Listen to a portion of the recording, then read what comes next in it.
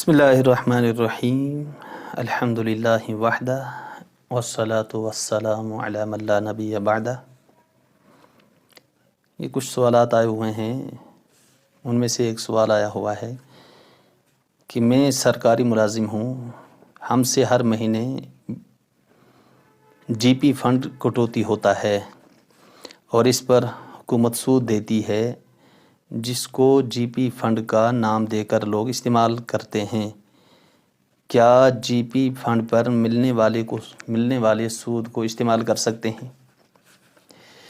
ایک دوسرا اسی سے ملتا جلتا سوال آیا ہوا ہے، کیا ہم جی پی فنڈ کے سود سے تنخواہ پر انکم ٹیکس ادا کر سکتے ہیں؟ یہ سوال آیا ہے، can we pay the income tax on salary from the interest of G P fund?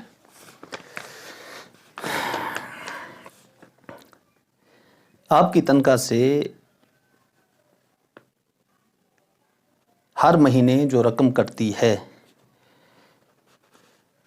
وہ آپ کے قبضے اور آپ کی ملکیت میں آنے سے پہلے کٹتی ہے، اور جب حکومت آپ کی ریٹائرمنٹ پر آپ کو یکمشت دیتی ہے تو اس رقم کو لینا درست اور جائز ہے۔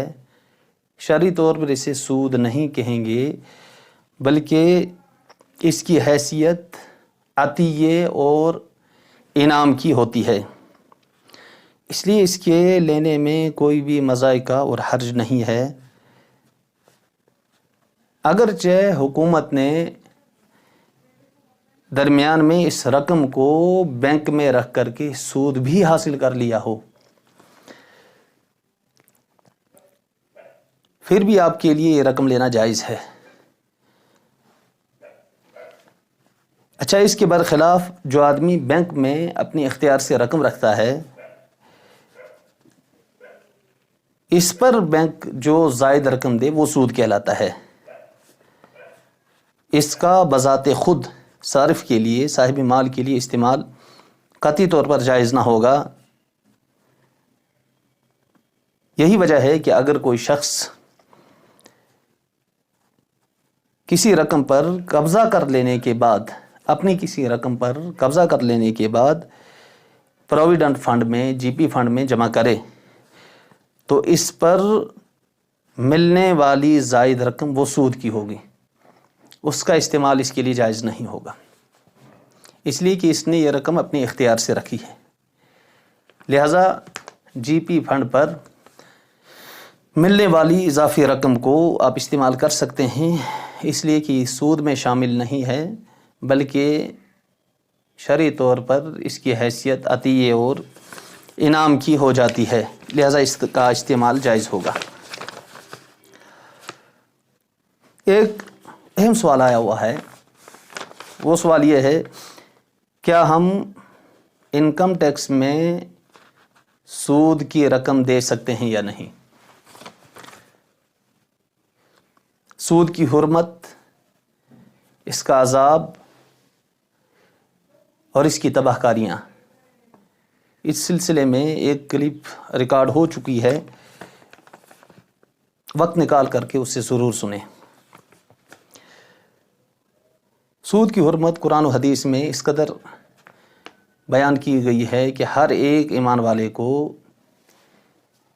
کم سے کم اس کی خرابی اور اس کی حرمت سے واقف ہونا ضروری ہے۔ قرآن کریم میں اللہ تعالیٰ ارشاد فرماتے ہیں، وَذَرُوا مَا بَقِيَ مِنَ الرِّبَا إِن كُنتُم مُؤْمِنِينَ،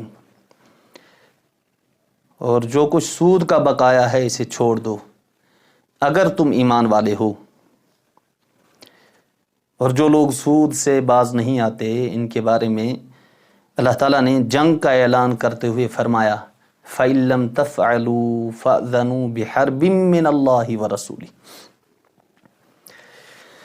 اگر تم ایسا نہیں کرو گے تو اللہ اور اس کے رسول صلی اللہ علیہ وسلم کی طرف سے جنگ کے لیے تیار ہو جاؤ۔ اور حدیث میں بھی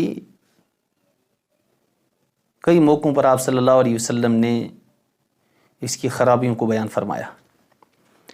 سیدنا ابو ہریرہ رضی اللہ تعالیٰ عنہ سے روایت ہے کہ رسول اللہ صلی اللہ علیہ وسلم نے ارشاد فرمایا کہ سود کے 70 اجزاء ہیں، ان میں سب سے ادنا، سب سے ہلکا گناہ کیا ہے؟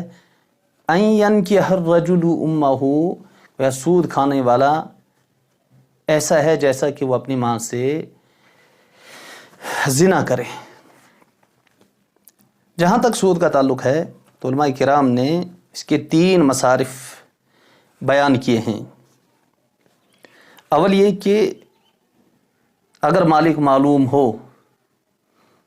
تو مالک کو یہ سود کی رقم واپس کر دی جائے، اس کا پہلا مصرف ہے کہ اگر اس سود کا مالک معلوم ہے، مالک کو یہ رقم واپس کر دی جائے۔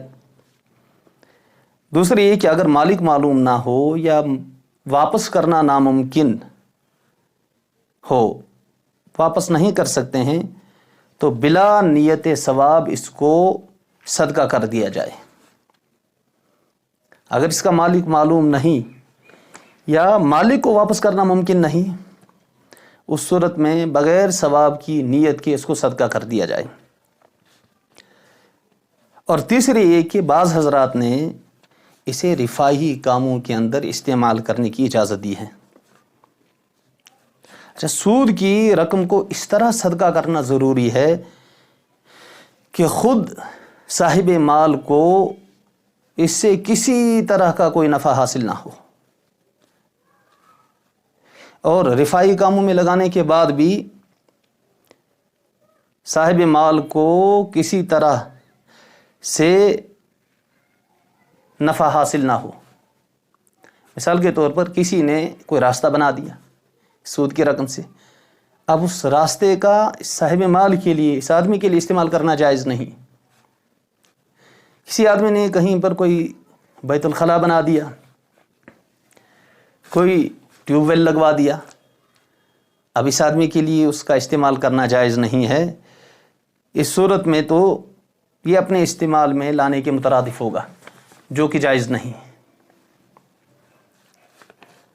حکومت کی طرف سے جن چیزوں کا فائدہ براہ راست صارف کو ہوتا ہے، صارف کو ملتا ہے، اس پر حکومت کی طرف سے ٹیکس وصول کیا جاتا ہے۔ اس طرح کے ٹیکس میں بینک انٹرسٹ کی رقم لگانا یہ جائز نہیں ہے، اس لیے کہ اس صورت میں خود سود سے نفع اٹھانا لازم آئے گا، جیسے ہاؤس ٹیکس ہے، انکم ٹیکس ہے، یا اسی طرح سے واٹر ٹیکس وغیرہ۔ البتہ غیر شرعی، غیر سرکاری اور غیر واجبی ٹیکس میں انٹرسٹ کی رقم دینا یہ جائز ہے۔ اب غیر شرعی یا غیر واجبی ٹیکس کسے کہیں گے اور اس کا معیار کیا ہے؟ غیر شرعی کا معیار یہ ہے کہ ایسا ٹیکس جس کی بظاہر ہم کو کوئی منفعت حاصل نہ ہو، ہمیں کوئی نفع جس کا نہ ہو رہا ہو، ایسے شخص کو غیر واجبی یا غیر شرعی ٹیکس کہتے ہیں۔ مثلا انکم ٹیکس ہے یا سیل ٹیکس ہے یا ویٹ ٹیکس ہے وغیرہ، ان میں بینک انٹرسٹ، سود کی رقم دینا جائز ہے۔ اچھا، یہاں پر ایک فرق کرنا بہت ضروری ہے۔ اس طرح کے ٹیکس میں انٹرسٹ کی وہی رقم دے سکتے ہیں جو سرکاری بینکوں سے حاصل ہو، اس لیے کہ اس صورت میں مالک کو رقم واپس کر کے اپنے آپ کو بری کرنا لازم آ رہا ہے۔ یعنی اس صورت میں سرکار کا پیسہ سرکار کو ادا کر کے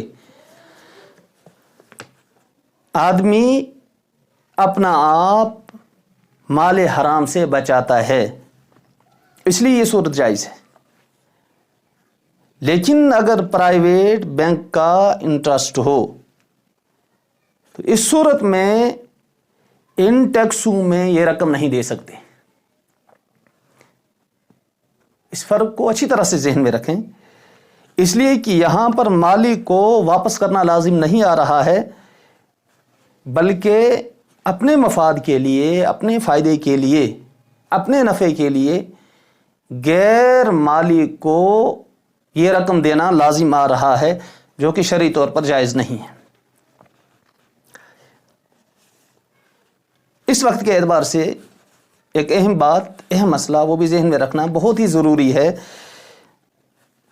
کہ بعض بینک اس وقت مکمل طور پر پرائیویٹ بھی نہیں ہوتے ہیں، بلکہ اس میں حکومت کا شیئر بھی ہوتا ہے، اس میں حکومت کا بھی حصہ ہوتا ہے۔ اس صورت میں یہ انتہائی دشوار اور سخت مسئلہ بن جاتا ہے۔ ایسی صورت میں مناسب یہ معلوم ہوتا ہے کہ غلبے کا اعتبار کیا جائے، کہ اگر حکومت کے شیئر زیادہ ہیں، حکومت کے حصے زیادہ ہیں، تو اس صورت میں ان بینکوں کا انٹرسٹ ان ٹیکسوں میں دینا جائز ہوگا۔ لیکن اگر شیئر اور حصے پرائیویٹ زیادہ ہیں تو پھر ان بینکوں کا انٹرسٹ ان ٹیکسوں میں دینا جائز نہیں ہوگا۔ اس فرق کو اچھی طرح سے ذہن میں رکھنا چاہیے۔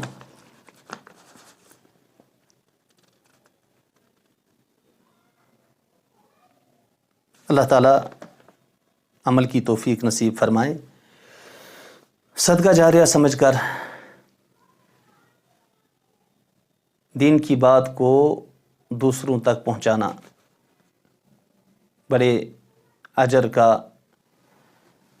سبب اور ذریعہ ہے، اس لیے دوسروں تک پہنچانے میں اجر بھی کمائیں اور اپنے لیے صدقہ جاریہ بھی بنائیں۔